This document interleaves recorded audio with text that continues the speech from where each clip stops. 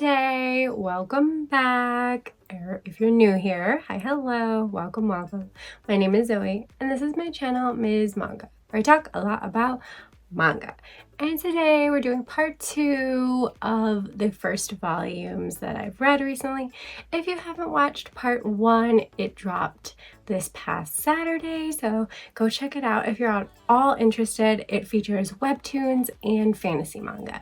So this one will also have a little bit of fantasy in it, but it's mostly romance this week. So yeah, all of these have a little bit of romance in them, and then there's one that I would say is more slice of life with a hint of romance. So yeah, that's what we're doing. We're talking about first volumes, if I love them, if I was mad about them, or if I really didn't like them, which I honestly don't think I have any that I really didn't like, but I have a few like that I didn't feel strongly about. So yeah, as always, let me know in the comments if you read any of these, your opinions on them, and recommend me any first volume reads that you've read recently and enjoyed and think I might as well. And if you could, please subscribe to the channel if you like manga, if you want to hear more about different types of manga. And yeah, I read a lot of manga and I love to talk about it on here. So I hope that you will join me. And with that, let's get to the talking. So first up, I'm going to talk about the one that is kind of the outlier. It's more a slice of life, more coming into your own type of story, pursuing your dreams and your passions.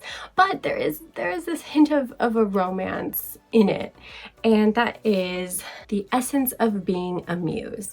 So this is a story about 23-year-old art school reject Muse, and she really loves art. She wanted to go to art school, and then it didn't happen, and her mom kind of set her on this alternate path that she just kind of decided for her. You'll get a corporate job, you'll meet a nice guy, that'll be your life, it'll be great. And she pretty much forbids Miu from painting or drawing, and really makes her feel bad for wanting to even dabble in it anymore. So it leaves her feeling pretty miserable until one day she goes on this group date situation you see in a lot of mangas. They call it a mixer, and there's a bunch of single girls and a bunch of single guys. She meets this guy she thinks can understand her. She feels like they might be similar, but he comes across as he's really looking down on her in the end. And it actually kind of ends up being a bit of a wake-up call for her. And she's just like, you know what? Yeah, I am being kind of a coward. I want to live the life I want to live my way. And that starts her off on pursuing her actual passion and her actual dream of art. And you do see a little bit more of this guy, and you kind of see he's one of those guys that just blurts out shit without thinking about it. And he the typical kind of guy. But then there's another guy who's kind of in the mix. I'm not sure if he's going to be a potential love interest, but he owns a bar, and he invites Miu to maybe put up some of her art there. So he's kind of more of an encouraging presence. But both guys, I kind of like both of them. I like them in different ways, but I don't know if this is going to actually have a real romance to it or not. I've only read the first volume so far, and yeah, I really liked it. I think it's sweet and encouraging, and that hopeful vibe of a second chance at something that you really love, pursuing your dreams. And yeah, so overall, definitely getting volume 2. And I think if you want more slice of life with just that possibility of romance, this would be a good one to pick up. Moving on, we have the Yuri. If you don't know, Yuri is girl love. So I don't know why I did that. Anyway, we're talking about 3 first volume Yuri titles that I read, starting with Cheerful Amnesia. So Cheerful Amnesia is about this girl, Arisa, who loses all of her memories suddenly. And come to find out that she has a girlfriend who she lives with, and this girl Mari, her girlfriend, worries that Arisa, you know, will be shocked, kind of maybe a bit taken aback that she lives with a girl, she has a girlfriend. But instead, Arisa is just super high on life. She is excited to the max that she has a hot girlfriend. And she's like, yes, I scored. Of course, she has some difficulties, you know, she obviously lost her memories and there are, you know, problems that come with that. But she's one of those more positive people. So she's taking everything more like in a, you know, kind of like off the cuff, like just kind of going with it. And her only real big issue is that she can't remember how to kiss. So I think it's just really cute and sweet. I wouldn't say I loved this one, even though I thought, you know, I was kind of smiling the whole time and it was one of those like feel good, wholesome ones. I didn't quite connect with the girls yet, but I like them enough that I'd pick up volume 2 for sure and hope that they grow on me even more. So yeah, it's just a super simple domestic bliss kind of story, but with that amnesiac twist. So I don't know if it'll come into play more as we go along, but I don't know. I'm definitely down for the ride with these two silly, goofy girls. Next up we have There's No Freaking Way I'll Be Your Lover Unless. So I was really excited for this one. I don't know why. It just like made me think that it's going to be something I really like. Where the one girl really is, I want to say obsessed, but kind of obsessed with the other one. And yeah, so sometimes I like that dynamic where the one's the stronger pursuant in the relationship. But yeah, so the pink-haired girl here, Amaori Renako, I'm gonna call her Renako, it's easier for me to say. So Renako had a really lonely middle school and she's determined to make friends in high school and have a great high school life, as a lot of shoujos kind of start. But in her case, she's pretty introverted and it's like, I related to that in a way that it was like kind of tiring to like talk with all these girls, but she didn't want to like not, you know, include herself and like be, you know, doing things with them because then she felt like she wouldn't be as close of friends with them. So yeah, so she's in this tough space and she ends up confiding in Oduka Mai, so I'm gonna call her Mai. And Mai is like the, you know, peerless beauty, the teen idol, teen model who like, you know, you know, that type of trope in teen romances. But yeah, so they kind of end up opening up to each other. And honestly, it felt like the beginning was very kind of weird to me, how it plays out. But yeah, and then you settle into this strange dynamic where Mai wants them to be girlfriends and Renako wants to stay friends. So I just really thought I'd like that dynamic, but it just didn't really work for me. And I don't know if I'm reading too much into it. If anyone's read further on, let me know below.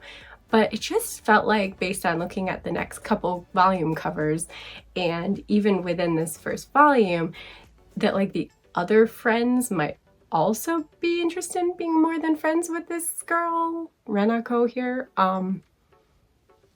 It's almost like a little like harem type situation, like Yuri harem. I don't know. I don't know if it's really what it's going for. I'm making claims here just based on mostly the covers being with her with a different friend each one, which is strange when it's supposed to be about these girls, but maybe that's not what it is and I totally misread into that. Nevertheless, I really didn't, other than feeling like I relate to the introverted aspect of Renako's personality, I didn't really love either girl or feel warm and fuzzies with them. So I feel bad in saying this, but I don't think I'll continue this one, honestly. Like, I started 2 other Yuri ones that I had way more stronger feelings for. But again, if you've read further on and you think I should give it another volume chance, I am willing to do that. I didn't dislike it. I just didn't feel strongly for it. So yeah. The third and my favorite Yuri title was The Moon on a Rainy Night. This one just gave me all those like soft teen young love vibes, and I really like it. I liked both our protagonists. So we have Saki and Kanon, and Kanon is not quite completely deaf, but she is hard of hearing, and Saki and Kanon, I don't know how to say her name very well, have this kind of fateful encounter, and then they start school and end up being in the same class, as this happens in those teen romance type manga and novels and movies and everything. But yeah, so they actually end up seated next to each other, and though Kanon is kind of icy and doesn't seem to want to like get close or try to talk and make friends with anyone, Saki is immediately interested in her and curious and wants to be friends right away. And so it kind of like begins that like one-sided trying to like be friends. When it's executed a certain way, I do like it. And yeah, so she's just like really determined to befriend Kanon and get to know her more. And yeah, they bond over music, specifically piano, which Saki plays and Kanon apparently used to play before she lost a significant amount of her hearing. And yeah, it's just like one of those touching stories, and I'm really rooting for them because like it's very obvious Saki has a little bit more feelings, and that she's attracted to girls. That's made pretty clear through the first volume, even though she doesn't straight out admit it. Whereas Kanon is just happy to have a friend. So I'm just feeling more drama to come from that. But like, I love a little angst and a little drama in my heartwarming, soft, touching stories. So I wouldn't be bothered by it, but we'll see how it goes. I did just get volume 2, so I'm excited to read on. Moving on now to the, I guess we would call them the hetero romances. They don't got a cute little name that I know of, like Yuri and Yaoi. I don't know. If there is a cute little name that Japan has for it, I would like to know if you know it. And yeah, so we got the hetero romances, and they all have a bit of fantasy to them. So I was torn between putting them with the fantasy manga or in this video, but yeah, I ended up just putting them in here because they all have a decent bit of romance, or seeming like romance will play a big role in these series. So yeah, first up we have The Do-Over Damsel Conquers the Dragon King. So this one is featuring a girl named Jill, who is a magically gifted daughter of a noble family and has dedicated her life to training for war. It was all for her fiance, her one true love, and then he ends up betraying her and sentencing her to death for finding out his dark secret. In her final moments, Jill wishes for another chance at life, and lo and behold, she wakes up as a younger version of herself. So she wakes up back in the past. So it's one of those not quite reincarnated, but reset manga, as I come to call them. And you know I love a reset, a reincarnation type story, a second chance at life. And in this life, Jill is determined to not become engaged to the man who will ultimately lead to her death. And in doing so, she ends up kind of becoming betrothed to the Dragon Emperor, who's from a whole nother country, and there's some kind of conflict between the country in the future that she had experienced previously, and not seen a good side of this guy, but he seems nothing like that.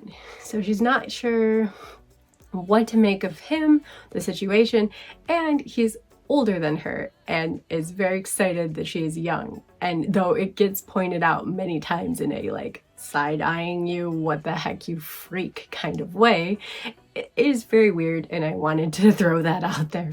Obviously it's very innocent, and it's very just like he's kind of like that puppy dog kind of guy, and just seems like really excited to be betrothed and that she likes him, even though she doesn't, because she just didn't want to get betrothed to the other guy. So it's one of those silly, goofy situations, and it's got the magic element for some fun fantasy.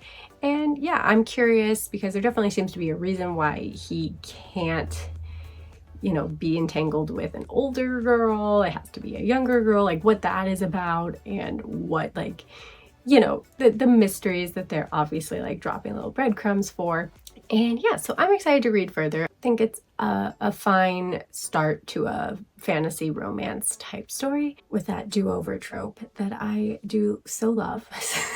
I will be checking out the second volume to see how it goes. Next up, I read Nina and the Starry Bride. So this was a very interesting first volume. We are following Nina as a young orphan, and she is living with these two brothers who are also orphans. They're stealing to survive, and Nina is dressing as a boy and hiding her very distinct lapis lazuli eyes, as they call it. Very striking blue eye, which is apparently very unique and not seen often.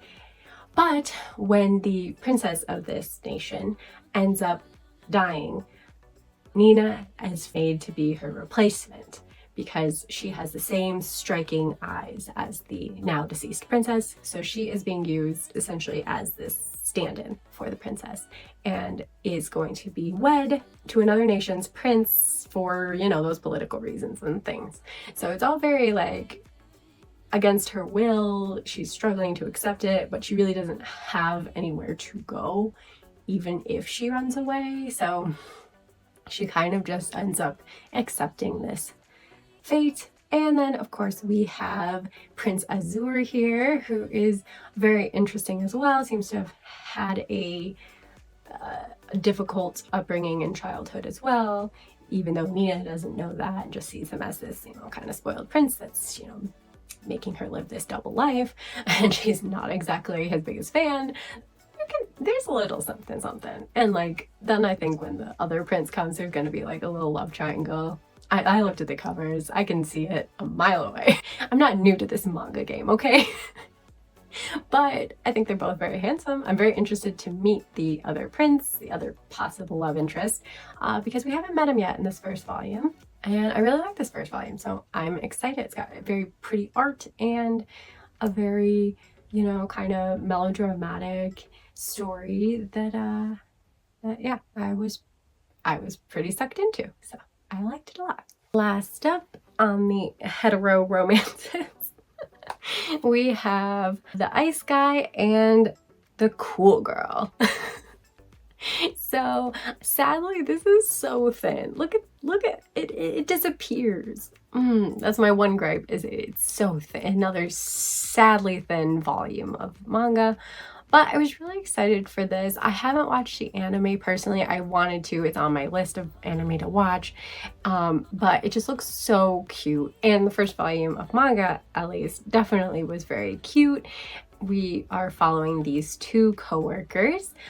Himuro is a modern day ice god, an ordinary office worker who just so happens to have snow spirit powers.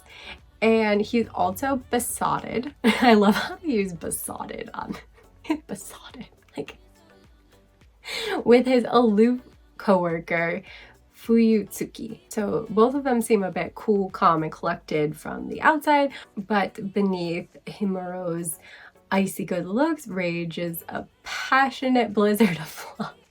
It's very clear throughout the volume that they both feel a certain way about the other, that they're interested in knowing more about them and care about each other as coworkers, and then, you know, maybe a little bit more. She melts Himuro's icy cool guy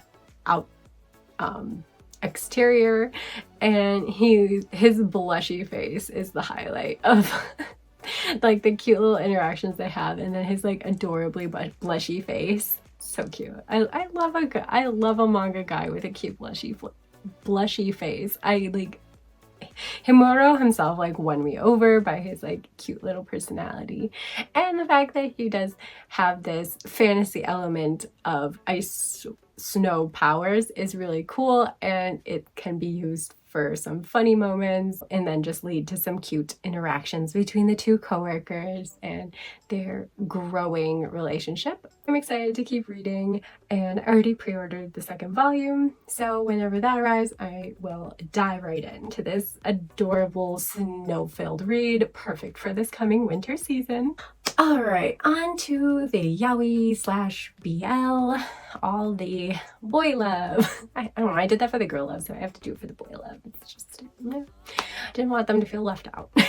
So I'm going to start with the one volume that I'd already read before. I'd read online past the first volume, might be just like to about the second volume or so, but yeah, and that is Minato's Laundromat. I was so excited when this is coming out. Like, when it was announced, I was like, oh my gosh, dreams do come true. I love when I see announcements for manga that I've read online and really enjoyed. Even ones I just mildly enjoyed, I'll be so excited about. But yeah, I really enjoyed this one. It does feature a age gap relationship. So again, be warned, I don't think it says eyebrow raising. That's a good term. Eyebrow raising as the do-over damsel one, but it is a high school boy and this adult, clearly adult. But it's very much like slow burn, it's taking its time with it, and Minato, who is the adult and who inherited this coin laundromat, is very much trying to push the overeager teenager Shintaro Katsuki away. He, one, doesn't even want to, you know, let it slip that he is gay, and two, he does not want to pursue this young guy. Like, he keeps a respectful distance, but you can tell, you know, he's a little interested. But he's determined not to get too close in that way with this boy. So yeah, it's a really like funny, cute, light story, and I really love both of the characters. I just think that they're funny, sweet guys, and I'm rooting for them to get together. You know, they can do the whole wait till he graduates thing. I know it's a little bit concerning, but it's fine, it's fiction. I think they're adorable, and they help encourage and bring out a good side of each other, which, you know, I always love to see in my romance. And yeah, if I haven't made it clear, I totally recommend this one. And obviously I'll be continuing it because it's so cute and it's so sweet and it's so good. Next up we have Super Morning Star, another super cute BL, but this time they're both in high school. And we are following kind of the opposites attract model, with Honda being a, you know, pretty normal, kind of popular student with a group of friends, and he ends up outside of school running into Kato. Again, another difficult name for me to pronounce. Kato, outside of school, who has a reputation for being kind of a delinquent and like a bad guy and blah blah blah. But obviously he's not. It's just a bunch of misunderstandings. Kaido's a sweetheart. I love him. Like, honestly, he's so cute. I love him so much. And Kaido, where they meet outside of school, happens to be where Kaido works as a suit actor in one of those like kids hero shows. So like think Power Rangers, and he's the guy that wears this suit and does like the cool like tricks and flips and action stunts. So yeah, it's just like, it's a really cute. And so then when Honda realizes that this guy is like actually kind of like a sweet, endearing kind of guy, he starts wanting to get closer to him, be friends with him, and he tries to get him to open up and talk to all other classmates of theirs. Then when Kaido starts opening up and talking to other friends, Honda doesn't feel quite as excited and eager to see that happening. He actually starts feeling what can only be described as jealousy. So yeah, it's really cute and sweet. I did feel like it kind of rushes through the whole development from friends to actualizing feelings and stuff. That whole bit could have been, in my opinion, like slowed down a lot and take its time with it. but it gave me some good like heart squeezy moments, and you know, obviously some classic, you know, miscommunications, tearful confessions, and some drama sprinkled throughout. So I just think it's a really like fun, like rom-com energy kind of read, and I'll be checking out volume 2 for sure. Super cute. Second to last, we have Depth of Field, volume 1. So this one is one of those that I would be like hesitant to fully endorse and recommend to people, but it definitely feels like it's going to be a favorite of mine personally. It's got a little bit of that angst and drama that I crave in my BL and romances in general. I really love it, though I have gotten better at loving this simple, wholesome, you know, love as well. But I still love me some angst, okay? I'm an angsty hoe. What I'm saying.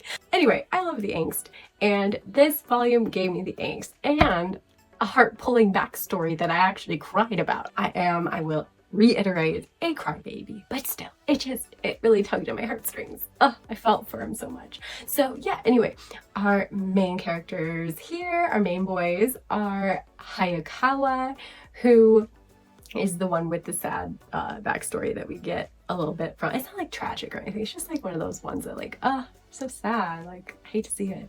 But yeah, so he ends up going up to the roof, and he ends up meeting Kono, who also goes up to the roof a lot, and they kind of become friends, like kind of roof buddies as he calls it. They hang out and chill together whenever they're on the roof at the same time. So they have grown a little closer over the couple of months, and Hayakawa really likes how he feels around Kono and thinks Kono is a really cool and interesting guy. He's really into photography and good at it, and he's very confident about you know, photography, and Hayakawa likes that about him, but he's also feeling a lot of mixed emotions towards him, including envy, jealousy, and just kind of anger, because he had a passion and then he didn't really have friends who supported him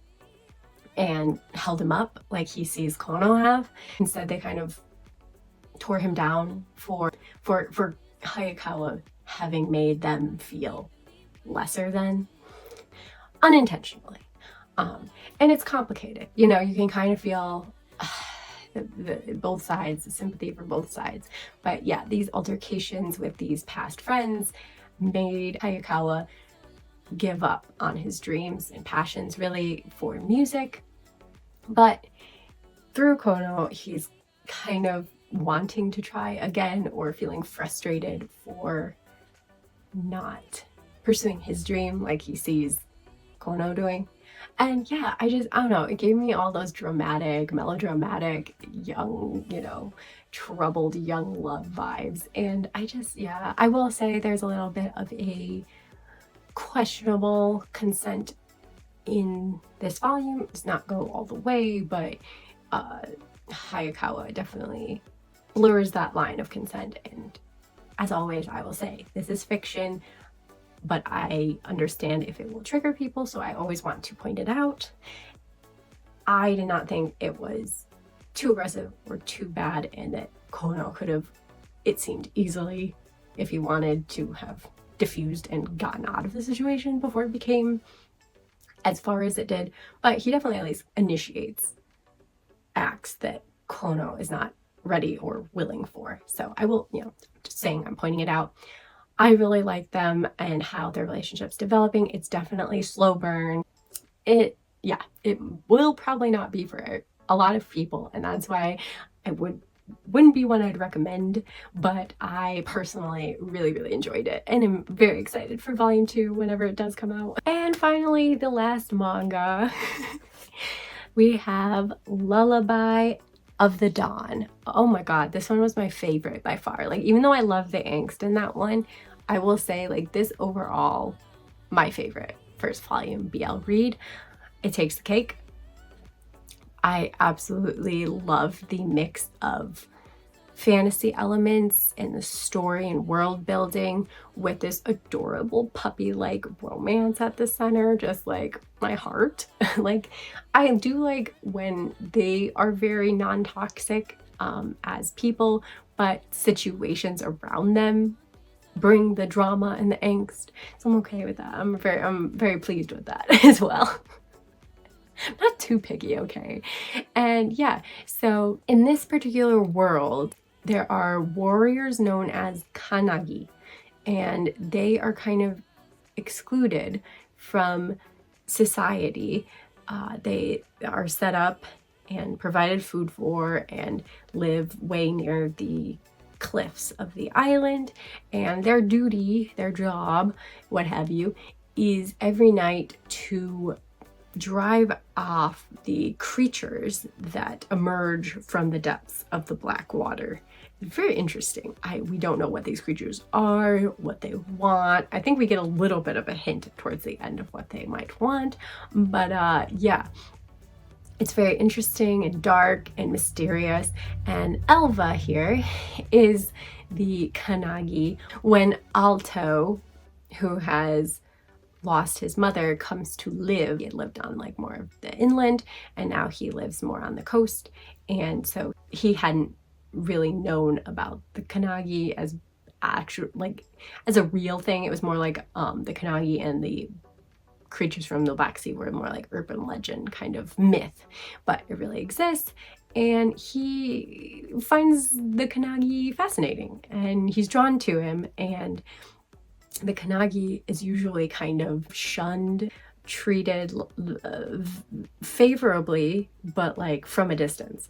Like, one of the things about Kanagi is that this job takes a dark toll on them. Their actual skin starts turning black, and then eventually, as they do this work, more and more of their skin will turn black as like the dark sea almost corrupts them. And so people fear, you know, like being corrupted just from being close to them, and so they have like ended up keeping their distance from them. But not Alto. Alto is very much interested in Elva, and he strikes up this adorable friendship, kind of wanting to serve Elva. And so it's a little bit master servant vibe, but not really, because he's just like this, like as one of the characters puts it, he like, Elva's found himself a puppy, and that is definitely what Alto is. He gives major puppy vibes, following Elva around. And there is, again, an age gap. I will point it out. There's an 8-year age gap. But again, it's a fantasy fiction story, and you either are okay with it or you aren't. But I will point it out. And it's very innocent so far. Again, another slow burn where it's very innocent. We see Alto is very committed to Elva, and Elva definitely becomes comfortable with Alto and even dependent on him. So that kind of mixes his feelings up. To what degree he cares for Alto. And yeah, it just it was so good. Like, I really recommend picking this one up. It's got a great interesting story at its core, and then of course this lovely little romance. And yeah, that's peak happiness for me. But obviously I really enjoyed all the BL, so I would, you know, recommend picking them all up. But if you like fantasy like me, then I definitely think you'll like this one, because it's just, oh, I had such a good time reading it. So yeah. Oh, I'm picking up volume 2, by the way. I always like forget it when I like just go on and on raving about it. But yeah, obviously I am reading on with this series. I loved it to bits. Oh my gosh. So yeah. It was a lot. I'm so sorry. I tried to be as brief and concise as I could be. And if you watch all the way through, thank you so much. Really do appreciate it. It means a lot to the YouTube algorithm and to me personally that you just, you know, were interested enough, or, you know, kind enough to watch it until the end. And yeah, there was a lot. So I finally got to talk about a lot that I had read in the last month or two, and a lot of new ones that you'll be seeing again in my November haul video next Monday. I'm gonna make this short and sweet. If you like the video, please do hit the thumbs up button. That helps as well. And Until next time, bye!